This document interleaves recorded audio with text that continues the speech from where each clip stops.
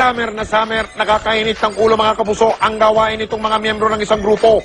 Kaya ibabato na sila ng investigador sa mga kinahukulan nang matigil na ang ganyang kalokohan.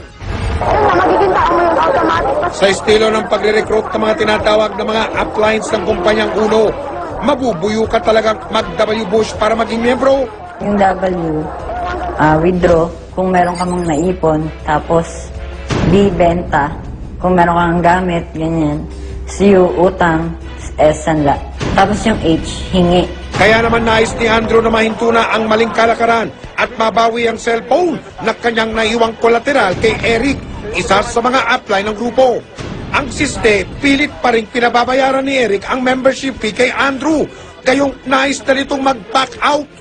Masaklap pa na ibenta na di umano ang cellphone na iniwan sa kanya.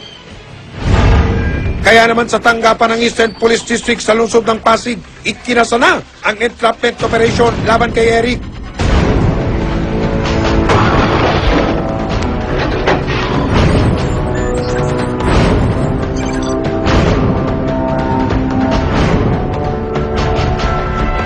Sa lugar na ito sa Ortigas, malapit sa opisina ng kumpanyang Uno ang napagkasunduang pagkikita.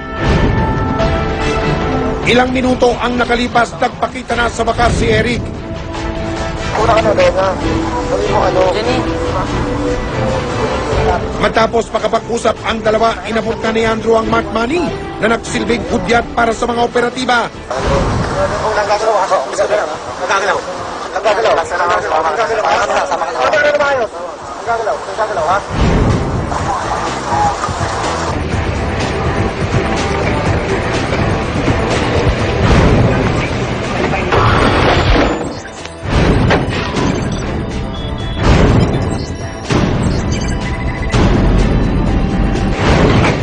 Kaya ba't may ano ba?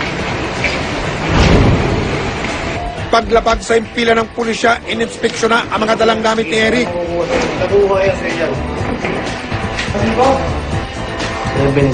Dito namin nakumpirman na si Eric, menor de edad pa pala. Iginiit niya na pwede namang bawiin ang anumang iniwang gamit sa kanila.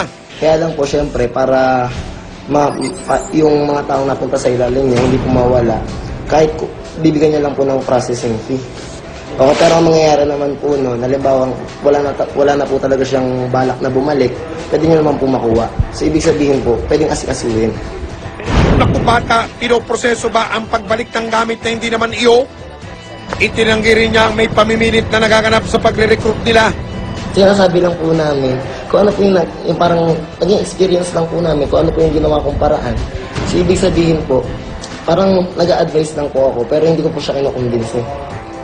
Ayon kay Eric, karaniwang kalakaran ng mga miyembro ang sistema ng pag-iiwan ng gamit. Pero inamin niyang hindi ito tinatangkilik ng management ng Uno. Sa buong grupo lang po, pero hindi po sa buong Uno. Kasi marami rin po nag-aano, diba? Halimbawa, nagbabackout, may tamang proseso po. Ang bali po, nangyari, ngayong taon po, 2010, bali parang in-stop na rin. Hindi na rin napigilan nila Andrew at nag-iba pang mga biktima na questionin ang mga naging payag ni Eric. Akala ko ba nasa safety vault na hindi ginagalaw? Kasi hindi nga sa tamang proseso. Yung tamang proseso na ba? Tamang presyo. Tamang proseso siya. So, nasa may cellphone yun o wala? O nandun pa? Totally po yung jump pa. Sana, kung hindi pa nabenta. Ba't tumatagal pa? Ba't tumatagal? Oo. Buwan na 2 buwan na nga sa akin. Pakailang balik na, puro dahilan. Kasong extortion ang isasampa ng mga otoridad laban kay Eric.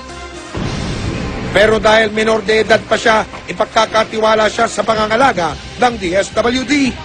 Then, dadalhin namin siya sa inquest sa prosecutor for appropriate disposition ng kaso. Pinabuti namin kuna ng payag ang mismong management ng Uno International Corporation. Inamin nilang nakarating na sa kanila ang paraan ng pagre-recruit ng kanilang mga upline, pero maigpit nila itong tinututulan. Naglalabas talaga ng company ang memo sa Calvary, sa lahat ng centers namin. Nakalagay talaga yon na hindi talaga po pwede yung ganon.